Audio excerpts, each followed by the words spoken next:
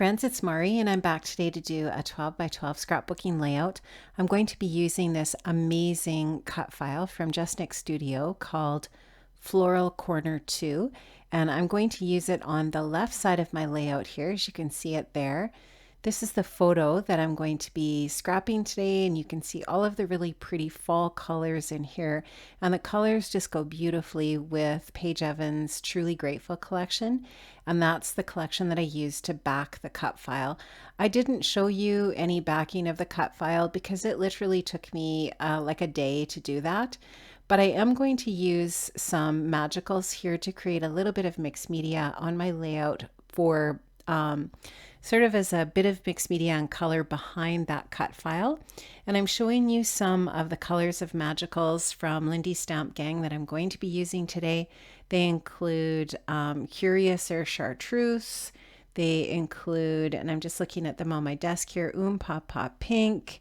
And I'm going to be using a little bit of Alpine Ice Rose, a little bit of Autumn Maple Crimson, and some of the Oktoberfest Orange. This one here I'm showing you is COWABUNGA Copper. I'm also going to be using some of this is a really deep blue called Afternoon Delight Denim, and I'm also going to use a little bit of I think this one is actually the Oktoberfest Orange, and then a little bit of Grab a Guy Gold. I will list those in the description box below, and you are going to just see me here using these in, I'm kind of trying to go in a rainbow order so that if they do mix together, it doesn't create brown color or mud. So that was sort of the method to my madness here today. So I'm starting out with the pinks. And so I'm using the Papa Pink and the Alpine Ice Rose. These are just really, really beautiful tones of pink. And I just love all of the pinks that are in this Truly Grateful collection. I think it's beautiful, a beautiful collection for fall. And I just really wanted to use some of these pinks here from the Magicals to create this mixed media area. Now, what I did was I had laid the cut file onto my paper and just took a pencil and marked out where I wanted the Magicals mixed media in the background. And now you can see what I did was I just sprayed a little bit of water on my basil cardstock, and then I'm starting to just sprinkle some of those colors in there, and then take my wet paintbrush and start to move them around, then just add more water, continue to just sort of like get them going, get them moving, get them mixing together, lifting the page and drying as I go. Now, my basil marshmallow cardstock has been treated with some clear gesso, and that is preventing the paper from getting completely saturated because I am using a lot of water. You'll notice that my paper, though, when I'm all done, isn't that buckled, and the reason why is because I put it through my laminator and flattened it out when I was all done. And that's a really easy trick for flattening out your mixed media pages when you're done with them, before you add the pictures and all the different embellishments and such. So you can see me here, I'm just continuing to dry and add more water, add more color, let things mix, dry again with my heat tool, and just create some really, really interesting effects here as this color runs and dries and so on. That color that I just added to the top there is the COWABUNGA Copper, and it's just a really nice transition from the pinks into the orange and yellow. And I just really like how that gives it still that fall feel, and there's definitely some of that kind of brownie orange in the Truly Grateful collection, and it really goes along nicely with the leaves in the photograph and the color of Bailey's sweater as well. So now at the top there, I'm adding this color here is the Grab a Guy Gold, and then next to it I'm going to add some of that Oktoberfest orange.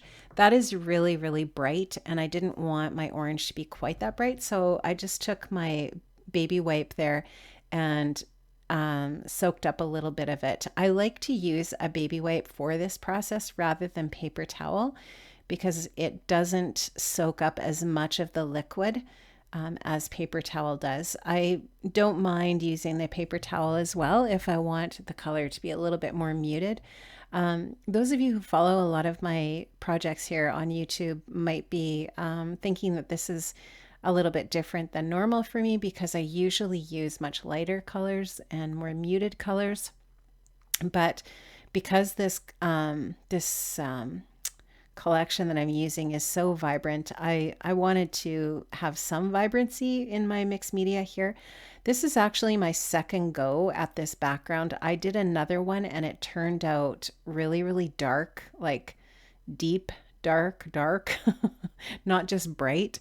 And I had a lot of the that really dark blue and the autumn maple crimson on the layout instead of the lighter tones. I am going to put some of those two colors on at the end here, but there was more on the first go that I had at this, and it was just too dark. I didn't like it, so I decided to do it again. So you can just see there how that's just going to provide a really nice backdrop for that cut file and all of the intricate details of the cut file. This is one of my very most favorite cut files that Nicole has done. I think it is just absolutely beautiful. I am going to leave the link in the description box below for the cut file. The cut file is being released today, and so you will be able to find it in the shop, and it is called Floral Corner 2. It did take a while for me to cut this out because it is so intricate, and I cut it out of some heavier cardstock, but it was totally worth it. I think it just makes such an impact on this layout. I think it's just so beautiful, and I just really love it. Now this is where I'm putting some of that autumn maple crimson in and some of that afternoon delight denim. They are super, super dark, and so I'm using them very sparingly. Just kind of being really careful where I put them. I was totally okay with the red and blue mixing and perhaps creating a little bit of purple, because there is purple in this collection as well, and I actually was really happy with that result, and I like how that just has a little bit of blue popping out. And when I get the cut file back on here, you can see that I used some of the dark navy blue papers from Paige's collection to back my cut file here as well. So there's my photograph, and I'm going to just back it with this plaid paper here, just to create a little bit of a tiny little narrow mat around the photo, just to draw attention to the photo again on the layout, because there's a lot going on with that cut file and the mixed media. I of course want the attention to also be my photograph, and so I really wanted that bold tiny little border mat around my photo. So I'm gonna just cut this with my scissors, but I do actually end up using my little Tim Holtz trimmer to straighten that out nicely. I don't think I do that on camera, but I just trimmed that up and just squared it off a little bit. This is basically where the photo is going to go. I am going to add a layer of vellum behind that plaid paper in the photo mat, just to put a little bit more detail there. And I will add a couple of little layers of foam behind my photo, just to pop it up on the layout a little bit there as well. Now this craft foam that I'm cutting up here, I'm going to use to back my cut file. So this is just some really cheapy paper or craft foam from Walmart that has the adhesive on the back. So I've removed the paper from the back. I've stuck it down to the cut file, and now I'm just taking some liquid adhesive here to stick this down onto my mixed media, because you know what? You need to have some liquid glue when you're going over top of gesso or mixed media like this. Just your regular tape runner won't stick for any length of time, and so if you really want it to be situated there permanently, you have to use some really good strong adhesive. So now I'm just going to put a little bit of paper weight on there and give it some time to really stick down. That's all done, so now I'm ready to adhere my photo, and I'm going to use that same craft foam on the back of my photo here. I'm just going to spread out my glue a little bit with my palette knife, and then I will put that down, put a paper weight on top of that, just so that it really has a chance to adhere and grab onto that gesso underneath it on my white paper. I kind of wanted to just stick that in under some of those leaves, and I'll use my T-square to make sure that I've got this nice and straight because I have a problem with that. I'm also going to now just do some embellishing with some of the die cuts. The die cuts from the Truly Grateful collection are just amazing, and they're perfect because they've got leaves and there's flowers. It goes along really nicely with Nicole's design. And so I'm just going to put that one really large die cut down to the right of the photo. And now what I'm going to do is use some adhesive, some foam adhesive, to pop up some other pieces over top and around. And I'm going to use leaves and flowers and so on just to add a little bit more dimension. I actually ended up using some sparkling clear sequins as an embellishment on top of some of these flowers and whatnot, but I actually did that off camera and after I took the photograph. So if you can imagine, I put a sparkling clear sequin on top of that little pink flower that's just to the right of the photo, and I really like how that finished it off. And I added a couple of those same sparkling clear sequins in a few other places. I'm going to put a little bit of foam adhesive just under the ends of those leaves, and I'm going to just take and curl them up with my fingers just to give them a little bit more dimension, and perhaps you'll be able to see that in the still shots at the end here. So just really loving all of the embellishments that you can get as part of this collection. I think that that is brilliant. I think all of these die cuts that are part of this collection are just gorgeous. And now I'm just taking and adding the one of the phrase stickers from the one of the sticker sheets. It says grateful. I'm going to add some of the little circles from that same sticker sheet, and I'm going to add a few little hearts, and I'm also going to add some journaling strips here.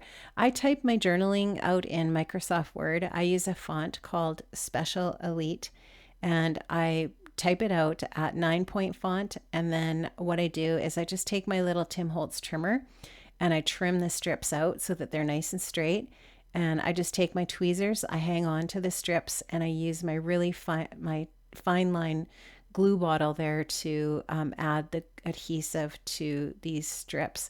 I actually really like journaling on my layouts with my handwriting too, but sometimes I find that it doesn't always go down nicely when the paper has gesso on it. So sometimes I just like to use the typed up journaling. I'm actually going to add a little I'm going to add at least one photo with the sequins on here so that you can see them, because I also added them to some of those flowers on the cut files, and I really like how that looks. So I'm going to try to remember to add a photo with the sequins on here too. And I really love the shimmer and the shine of those magicals. I will leave a link for this cut file down below. Make sure you check it out in the Just Nick cut file shop. This cut file is called Floral Corner 2, and it is absolutely amazing. I love it. Thanks so much, guys, for stopping by today. I really appreciate it. Have an amazing day, and I hope to see you another time here on my channel. Bye-bye.